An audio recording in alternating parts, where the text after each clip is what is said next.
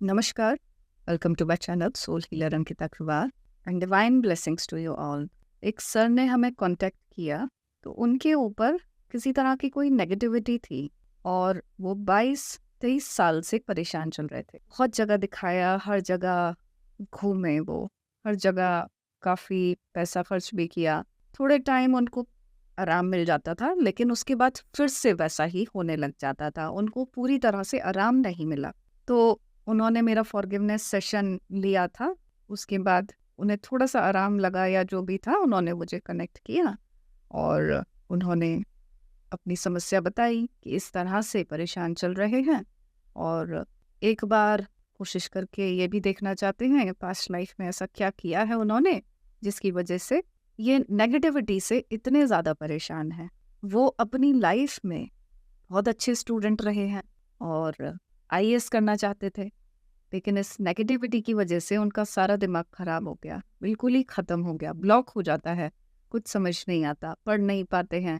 बड़ी मुश्किल से एग्ज़ाम्स दिए उन्होंने, जो स्कूल के, कॉलेज के एग्ज़ाम्स होते हैं, वो भी बड़ी मुश्किल से दिए हैं।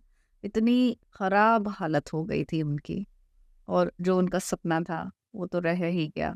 ऐसा तो कभी हो ही नहीं पाया। उनका सारा जीवन, जो उनकी यंग एज थी, जहाँ कुछ कर सकते थे वो, सारा टाइम निकल गया, कुछ नहीं कर पाए। जॉब भी कहीं करते हैं, तो वो भी पता नहीं क्या हो जाता है, उन्हें अचानक से जॉब छूट जाती है या उन्हें छोड़नी पड़ जाती है।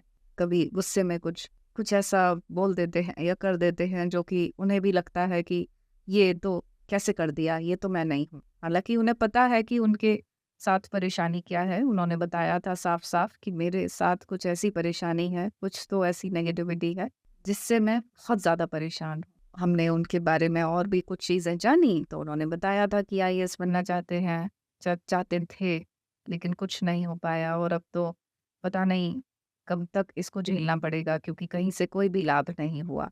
तो हमने फिर इनके कुछ सेशंस किए। ऐसे में देखिए, जो जिनके ऊपर नेगेटिविटीज़ होती हैं, किसी भी तरह के कुछ भी ऐसे ऊट-पटांग नेगेटिव अटैक्स भी होते हैं अगर, तो पास्ट लाइफ में वो लोग जा नहीं पाते हैं। ऐसे में सबसे पहले तो यही चीज़ों के ऊपर काम करना होता है। इनको क्लीन करते हैं, इनसे रिज़ॉल्व कराते हैं, उसके बाद फिर पास्ट लाइफ थेरेपी कर पाते हैं, वरना पास्ट लाइफ ब्लॉक हो जाती है, देख नहीं पाते हैं। तो हमने ऐसे ही इनके साथ किया और जब हम थेरेपी कर रहे थे, तो उसी समय ये जो नेगेटिविटी थी, वो बोलने लग गई, मुझे निकाल दो यहाँ से, मैं यहाँ फँस गया हूँ, मुझे निकाल दो। तो कुछ-कुछ बातें भी की हमने कि कौन हो, कहाँ से आए हो, उसने अपना नाम भी बताया। फिर उसके बाद फिर हमने उसको नीचे जाने के लिए कहा कि तुम भई नीचे ही जाओ, अभी सेशन करने दो, अगर सेशन करने दोगे, तो ज़रूर निकाल देंगे और अगर तुमने कुछ ऑब्स्टेकल क्रिएट किए, तो फिर भूल जाओ। तो फिर मान गया वो बात और फिर सेशन हम करने लग गए। अच्छा, इतने टाइम से परेशान चल रहे थे, तो ये सर मेडिटेशन वगैरह भी करते थे। हालाँकि परेशानी ही होती थी इनको, लेकिन फिर भी इन्होंने छोड़ा नहीं, क्योंकि जब मेडिटेशन करते थे तो इन्हें थोड़ा-सा फ़ायदा हो जाता था। थोड़ी देर के लिए आराम मिल जाता था। इस तरह से तो ये स्पिरिचुअल प्रैक्टिस कुछ ना कुछ करते रहते थे, चाहे मंत्र जाप हो, चाहे योग निद्रा हो, वो सब ये करते थे। तो ऐसे में ये बड़ा ही अच्छा देख रहे थे और जब हमने रूट कॉज़ दिखवाया, तो इन्होंने ऐसा देखा कि जब ये 10th क्लास में थे, तो उस समय इनका स्कूल तो गाँव से काफ़ी दूर था, ये बस से जाते थे वहाँ पर स्कूल पढ़ने। तो जब स्कूल की छुट्टी होती थी, तो ये अपने दोस्त के कमरे पर चले जाते थे। इन्हीं का क्लासमेट था और वो एक रूम लेकर रहता था। वहाँ पर ये पढ़ने लग जाते थे। पढ़ने का इनको बहुत ही ज़्यादा शौक था। इनको बस ये था कि मुझे ज़िंदगी में कुछ करना है। उसके रूम पर जाकर वो पढ़ते थे। उस लड़के के रूम का एक और रूममेट था और वो भी वहाँ रहता था। उसको इनका आना पसंद नहीं था। उसने इन्हें कहा भी कि तुम यहाँ मत आया करो। तो इन्होंने बोला कि मैं क्या करता हूँ तुम्हारा? मैं तो इसके पलंग पर बैठकर सिर्फ पढ़ता हूँ और चला जाता हूँ। बाकी मैं तुम्हें कुछ भी परेशान नहीं करता। तो इन्होंने देखा कि ये उस टाइम नहीं देखा जब मैंने इनको रूट कॉज़ दिखाया। तब इन्होंने बताया कि इस लड़के ने जब ये चले गए उस रूम से, एक दिन इस लड़की ने इनके ऊपर ब्लैक मैजिक कर दिया जिससे ये ना आए इस रूम पे। और इन्होंने ऐसा बताया कि जैसे ही मैं उस दिन उस रूम से निकला अपने घर जाने के लिए, बस पकड़ रहा था और बस तभी से मेरे कुछ अचानक से ऐसा हुआ सिर में जो कि बड़ा अनयूजुअल था। तो वो लड़का भी बहुत बड़ा नहीं था, ये 10th क्लास में थे, ऐसे ही था, वो भी 10th 11th का ही था, है ना। लेकिन वो ये चीज़ें जानता था, इसने उन पर कर दिया और ऐसी क्रिया की इनके ऊपर कि तब से लेकर बेचारे अभी तक भी परेशान चल रहे थे। ठीक है, तो खैर इसके साथ हमने ठीक किया, रिजॉल्व किया और उन चीज़ों को सबको हटवाया जो भी था। फिर उसके बाद हमने इनका पास्ट लाइफ थेरेपी किया। अब आप ये देखना, देखो चीज़ें कैसे काम करती हैं, हमारे कर्म कैसे काम करते हैं और ये सोल्स कैसे बदला लेने आती हैं। तो जैसे ही ये पास्ट लाइफ में पहुंचे तो इन्होंने अपने आप को एक मेल पर्सन ही देखा और एक गांव सा था, कच्चे से मकान थे, 1920s में अपने आप को इन्होंने देखा। 25-30 साल की उम्र थी उस टाइम इनकी जब ये पास्ट लाइफ में गए। और इन्होंने कुर्ता पहन रखा था, कुर्ता पजामा, सिर पर कुछ कपड़ा सा इन्होंने बांध रखा था। इन्होंने ऐसा देखा कि ये लकड़ी का सामान बेचते हैं और लकड़ी का सामान ये गांव में भी बेचते हैं और गांव से बाहर भी, शहर भी जाते हैं बेचने के लिए। इनके घर में एक पत्नी है, 3 साल इनकी शादी को हुए हैं। आगे इन्होंने ऐसा देखा, इन्होंने अपना नाम भी बताया, रुस्तम नाम था इनका। और आगे इन्होंने ऐसा देखा कि ये शहर जाकर लकड़ी का सामान बेचते हैं। तो ये एक व्यापारी से मिले हैं और उस व्यापारी से इनकी डील हो गई है, उसको ये सामान अपना बेचते हैं। तो व्यापारी इनके व्यवहार से खुश हुआ और व्यापारी ने अपने घर पे बुलाया, चाय पिलाई इनको। उस व्यापारी की एक लड़की थी, इन्हें वो लड़की बड़ी पसंद आ गई। कई बार व्यापारी के घर गए, इन्हें लड़की बड़ी अच्छी लगने लगी और इन्हें ऐसी इच्छा हुई कि उससे शादी कर लें। इन्होंने व्यापारी को नहीं बताया था कि इनकी शादी हो चुकी है। अब वो इच्छा इनकी इतनी बलवती हो गई कि ये जब अपने घर पर लौट कर आए तो ये लेटे लेटे अपनी बीवी को मारने की प्लानिंग करने लग गए। इन्होंने हमसे कहा भी बीच में, मैम मैं जो देख रहा हूँ क्या वो ठीक देख रहा हूँ, कहीं वो मेरा इमेजिनेशन तो नहीं है। तो मैंने उनको कहा भी, आप कुछ और इमेजिन कर लीजिए, यही क्यों इमेजिन कर रहे हैं, कुछ और कर लीजिए। जब उन्होंने कुछ और इमेजिन करने का ट्राई किया, कर ही नहीं पाए। फिर उनको समझाया कि आप अभी अपना दिमाग मत चलाइए, जो दिख रहा है वो बताइए। इन्होंने ऐसा देखा कि ये सोच रहे हैं कि इसको सांप से कटवा देता हूँ। और कुछ दिन के बाद ये वहां पर सपेरों के पास भी गए, एक सपेरे से बात की, उससे कहा कि तू मेरा ये काम कर दे। वो मान गया, उसको कुछ पैसे दिए। जब हमने पूछा कि कितने पैसे दिए हैं तो इन्होंने बताए कि मैं इतने पैसे उसको देकर आया हूँ। वो उस टाइम के काफ़ी अच्छे पैसे थे और उसने कहा है कि वो मेरा काम कर देगा। तो एक दिन दोपहर की बात थी, उनकी बीवी जो थी वो खाना बना रही थी किचन में। उस टाइम पर उस सपेरे ने आकर इनके घर में सांप छोड़ दिया। ये घर में नहीं थे उस टाइम, उसने सांप छोड़ दिया और वो सांप ने इनकी बीवी को काट लिया और वो बीवी मर गई। उसका क्रियाक्रम करने के बाद किसी को ऐसा कोई शक भी नहीं हुआ कि किसी तरह का मर्डर है, ये क्या है, किसी को कुछ पता नहीं लगा। और उसके क्रियाक्रम करने के कुछ दिन बाद ही, थोड़े टाइम के बाद ही, इन्होंने दूसरी शादी उस व्यापारी की लड़की से कर ली।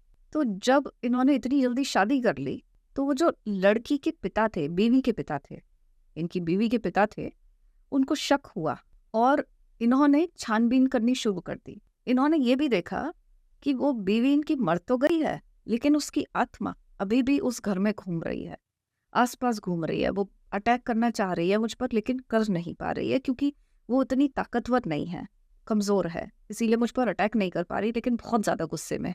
और कभी वो इनके घर में घूमती है, कभी आसपास घूमती है। इन्हें उस जन्म में नहीं पता था ये बात कि आत्मा घूम रही है या इन पर अटैक कर रही है, उस जन्म में नहीं पता था। लेकिन क्योंकि अब ये देख रहे थे पास्ट लाइफ, तो ये एक्सेस कर पा रहे थे, ये उन चीज़ों को भी देख पा रहे थे, ये बहुत अच्छा सा देख पा रहे थे। तो जो इनकी बीवी का पिता था, उसने जब पता करवाया, कुछ लोगों ने बताया कि ये व्यापारी के घर जाता था और इन्हें ये भी पता लगा कि किसी सांप सपेरे से मिलने गया था।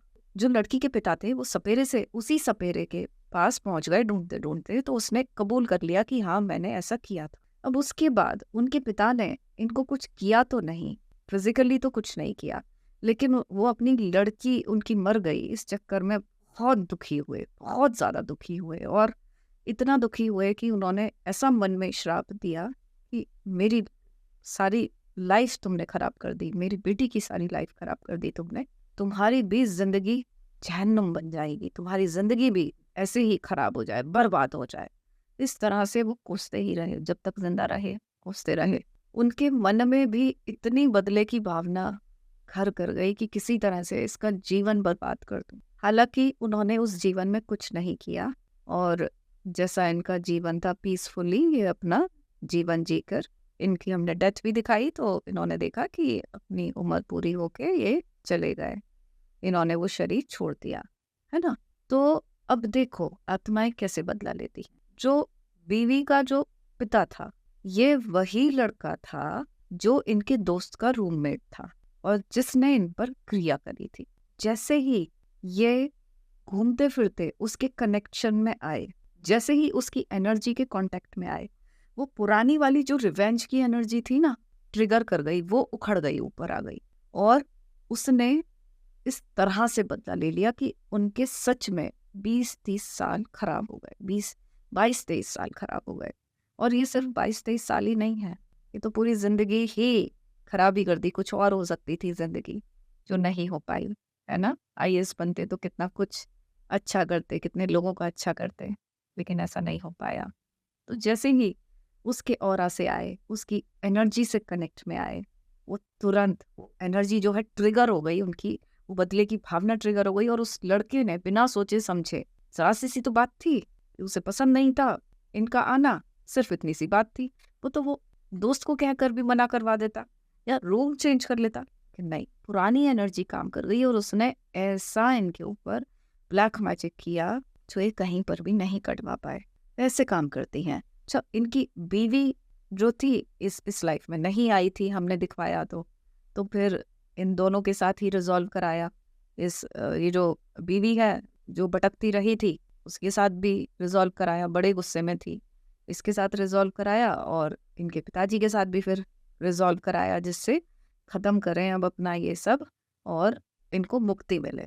वो भी अपना बदले की भावना में इतने साल जल रही हैं, इतने जन्म जल गई, अब ये भी अपना सही करें, ये सोल्स भी, है ना। इस तरह से रिजॉल्व इनका करा दिया और रिजॉल्व हो भी गया।